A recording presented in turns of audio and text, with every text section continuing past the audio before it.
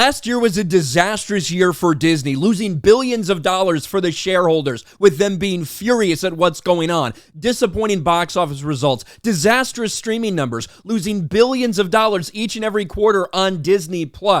And now the success of Super Mario Bros. At the box office cemented something for even those in the mainstream media who wanted to doubt this, who wanted to push this off. That Disney is no longer at the top of family animation. For the last 3 years running, they have been dominated by Universal, and it doesn't look like that's slowing down anytime soon. The Super Mario Bros. Movie is Disney's biggest nightmare. And on the same week where Universal continues to dominate, Super Mario Bros. Crossing like $650 million worldwide, that's what the projection is this weekend, Disney got more bad news about what a terrible year they had last year. Disney groomers lost $258 million on Woke Lightyear and Strange World. If you remember, Lightyear and Strange World were the two Disney animated movies that came out in theaters. They were both massive flops. Lightyear made about $200 million total at the box office, going off a budget of around $200 million. And of course, Strange World, a budget of $180 million, didn't even crack $100 million at the box office. And that might seem like a big number,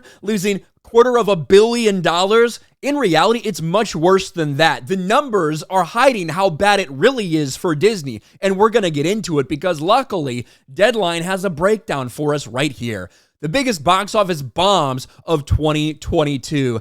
And of course, Strange World is right on top. Now, according to their calculations, we're going to get to why that's a little bit funny.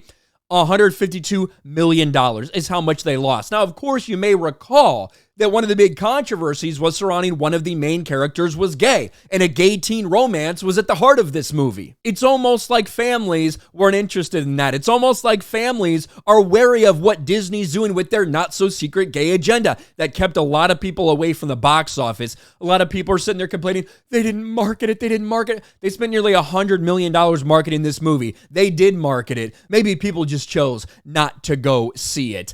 It's not enough to say the original animation's a challenge at the box office when it comes to Strange World's failure.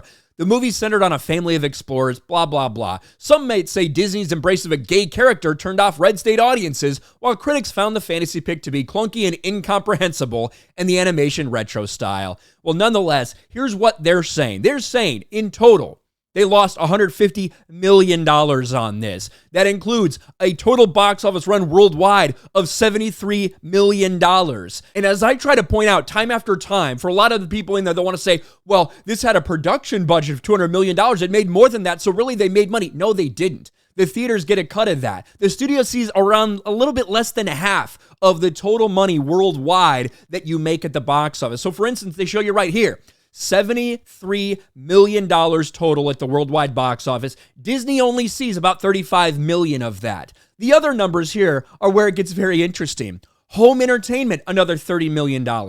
What that means by home entertainment, DVDs, Blu-rays, video on demand, buying something even on on YouTube, like buying it on YouTube or iTunes or whatever, right? Purchasing it in that way. That's what home entertainment means. Another $30 million. Okay, if you say so.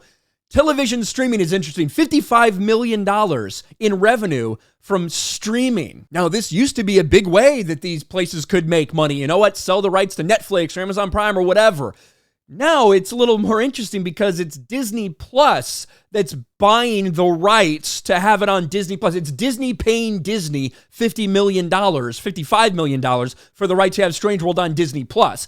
And as we know, Disney Plus is losing billions of dollars every quarter. This is money that in reality, they're trying to put it in there to make it look good. At the end of the day, we're talking about money that Disney is giving to Disney. That is a fucking wash right there. So when you look at this number, it's really less than that. It's worse than a $150 million loss for them. Another one from Disney would be Lightyear. Let's break down these Lightyear numbers. Again, deciding to not use Tim Allen for the voice of Buzz Lightyear. Going with Chris Evans turned a lot of people off. And of course, the inclusion, again, of a gay lesbian romance for no apparent reason whatsoever other than their agenda. That also turned families off. Only had $226 million at the worldwide box office. After the box office cut, what do we have? $112 million. Home entertainment, I'll reiterate, DVDs, Blu-rays, video on demand, rentals, things like that, $60 million. But then there's that television / streaming. We know it didn't air on TV anywhere, but it definitely is streaming on Disney Plus. Disney Plus apparently decided that they needed to pay $95 million to themselves for the right to stream Lightyear. That's where that money is coming from. And even with that $95 million number added in there for Disney to pay to Disney, they still lost $106 million total. When you factor in production costs, when you factor in how much it costs to market this movie, print and advertising, $110 million.